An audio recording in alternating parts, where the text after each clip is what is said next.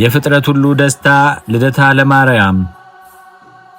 ግንቦት 1 ቀን የእመቤታችን የንጽሕት ድንግል ማርያም በዓለ ልደት ስለሆነ የደስታ ቀናችን ነው። የቀደሙ አባቶቻችን ሁሉ በፍጹም ደስታ ያሳለፉት ቀን ነው። የልደቷ ቀን የሐና የደስታ ዕለት ነበር። አንቺ ያልወለድሽ መካን ሆይ ደስ ይበልሽ የሚለውን ቃል ሰምታበታለችና።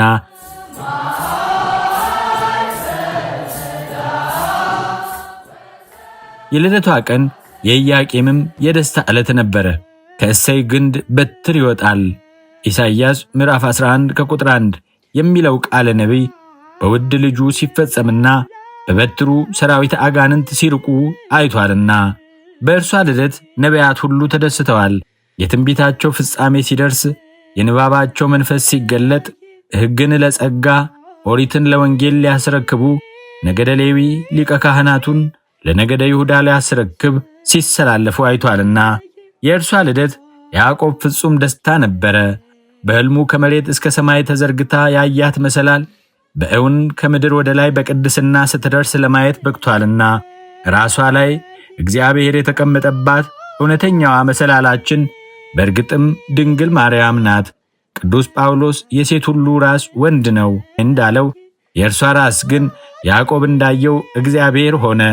ወንድ ስለማላውቅ ይህ እንዴት ይሆንልኛል ያለችው ቅዱስ ጳውሎስ የሴት ሁሉ ራስ ያለው ወንድ በእርሷ ዘንድ ስላልነበረ ነውና።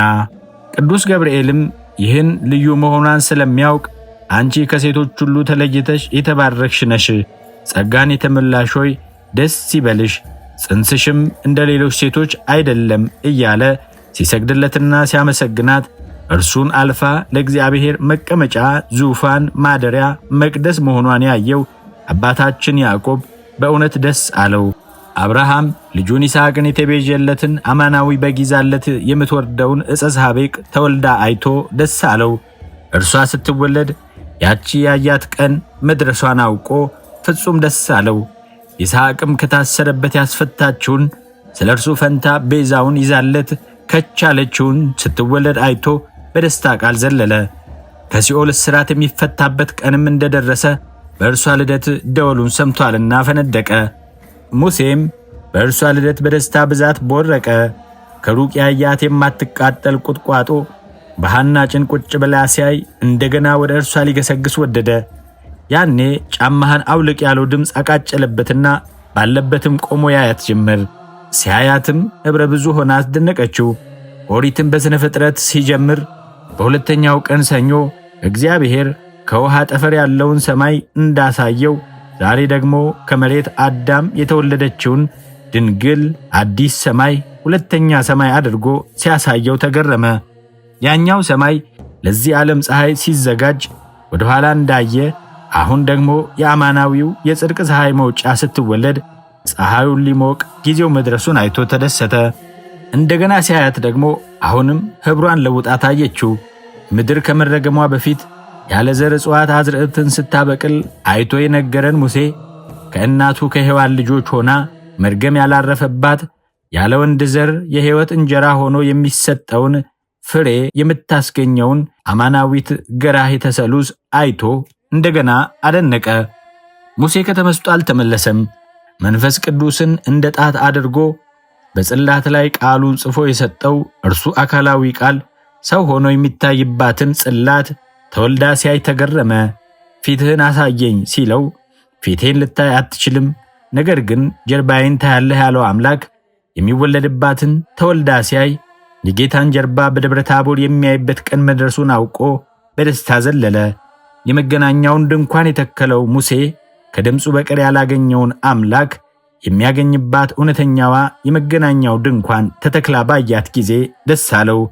መቅረዝ ሙዳየመና ታቦትና የስርየት መክደኛ ላይ ደም እየረጨ ሲያመልክ የነበረው ሙሴ አማናዊው ብርሃን የሚበራበት መቅረዝ፣ እውነተኛው መና የሚገኝባት ሙዳይ፣ እውነተኛው የስርየት ደም የሚረጭባት ምስዋዕ፣ አካላዊ ቃል የተቀረጸባት በሁለንተናዋ ጽሩይ ወርቅ በተባለ ፍጹም ንጽሕና ተጊጣ ድንግሊቱን ባያት ጊዜ መደነቁን አበዛ።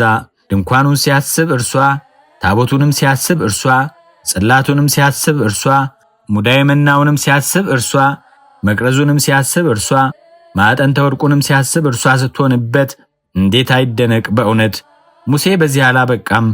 ሕግ የተቀበለበትን የጨሰውን ተራራ አስታወሰና ልጁን ዳዊትን ጠራው። ዳዊትም የአባቱን የሙሴን ጥሪ ሰምቶ ሲነሳ የረጋችው ተራራ ተወልዳ አያትና እርሱም በደስታ ዘለለ። አዎ የእግዚአብሔር ተራራ የለመለመ ተራራ ነው። የጸኑ ተራራዎች ለምን ይነሳሉ? እግዚአብሔር ይህን ተራራ ያድርበት ዘንድ ወደደ ብሎ በመዝሙር 68 ከቁጥር 16 ላይ የተናገረላት ተራራ ስትወለድ አይቶ ደስ አለው። ኃላፊውን ብሉይ ኪዳን አባቱ ሙሴ ሲቀበል በነጎድጓድ ድምፅ በረዓድና በፍርሃት ነበረ። የማያልፈው አዲሱ ኪዳን ግን በጸና ተራራ እንደሚሰጥ የተናገረላት ያድርባት ዘንድ የወደዳት አማናዊት የንጽሕና የቅድስና ተራራ ተወልዳ አይቶ ደስ እያለው መዝሙሮችን በአናት በአናት አከታተለ። ልጁ ሰለሞንም ወዳጄ ሆይ ውብ ነሽ፣ እነሆ አንቺ ውብ ነሽ፣ በዓይነ ርግብ መሸፈኛሽ ውስጥ ዓይኖችሽ እንደ ርግቦች ናቸው፣ ጠጉርሽ በገለዓድ ተራራ እንደሚወርድ እንደ ፍየል መንጋ ነው ብሎ በመኃልየ ምዕራፍ 4 ከቁጥር 1 በምስጋና ተከተለው። ኢሳይያስም ንጹሕ ወረቀቱን አይቶ ደስ አለው።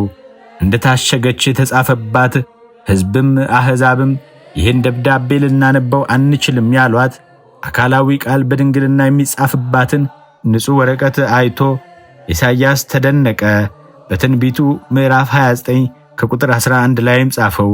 ሕዝቅኤልም ሁለንተናዋ ዝግ ሆኖ እግዚአብሔር ብቻ ገብቶ የወጣባት መቅደሱን ተሰርታ አይቶ ደስ አለው።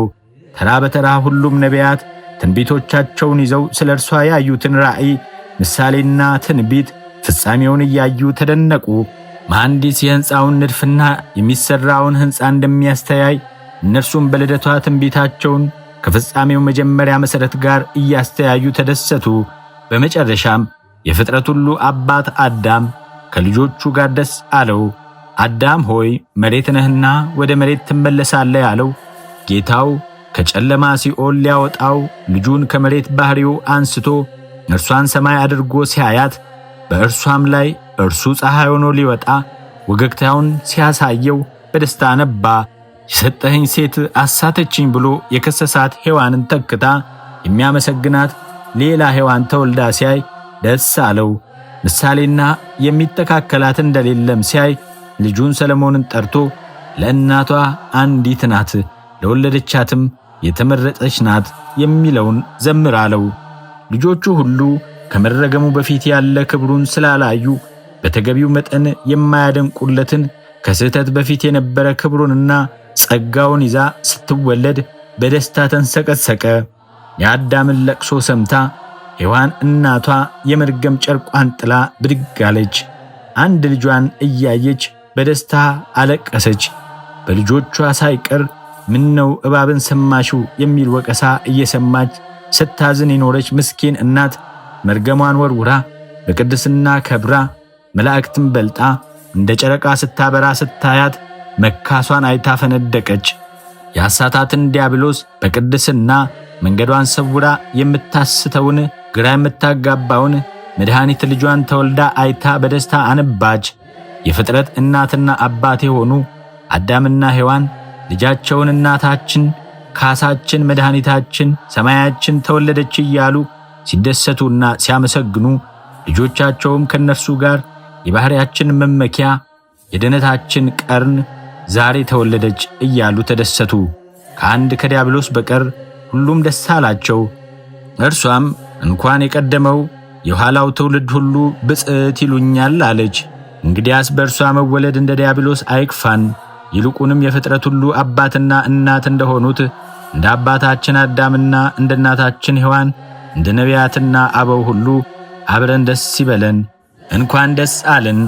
ዛሬ የባሕርያችን መመኪያ ሰማይ የደረሰችው መሰላል እግዚአብሔር ከእርሷ ጋር ሆኖ አማኑኤል ተብሎ ደግሞ ከኛ ጋርም እንዲሆን ምክንያት የሆነችልን የእመቤታችን ልደት የእኛም የሁላችን ልደት ነውና ሰማይ የደረስሽው መሰላል ከምድር ባሕርያችን የተሠራሽ ሰማይ ሆነሽ የጽድቅን ፀሐይ ያወጣሽልን ሰማይ ሆይ እግዚአብሔር ካንቺ ጋር ነውና ዛሬም የዲያብሎስ ግሳት የሆነውን ዘረኝነትን መለያየትንና ርኩሰትን አስወግጅልን።